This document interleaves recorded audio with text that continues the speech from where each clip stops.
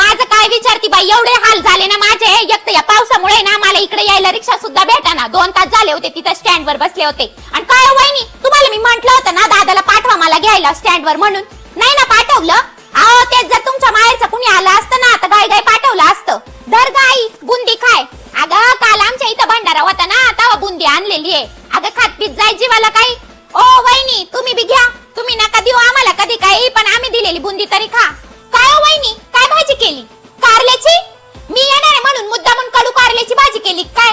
नाही बाई मला नाही आवडत बाई तुमच्या हातच्या भाज्या. दादाला सांगा येता येता माझ्यासाठी ना हॉटेल मधून पनीरची भाजी आणायला. काय हो वहिनी, झोपल्या का काय? आव दिवसा डावळ्या बी तुम्हाला कसं काय एवढी झोप येते काय माहिती. पाहुणे आलेले, जरा बसावं बोलावं माणसांमध्ये, नाही काही पांघरून घेऊ घेऊ झोपायचं नुसतं. का मी आल्यावर लगेच तुम्हाला जड झालं? अगं आई तुला सांगते आजकालच्या सुनाच लई नखऱ्याच्या झाल्या, यांना ना त्यांची सासू खपती ना नंदा खपात्या. आई खायची का बुंदी? काय हो तुम्ही कधी जाणार आहे परत? कधी जाणार आहे म्हणजे?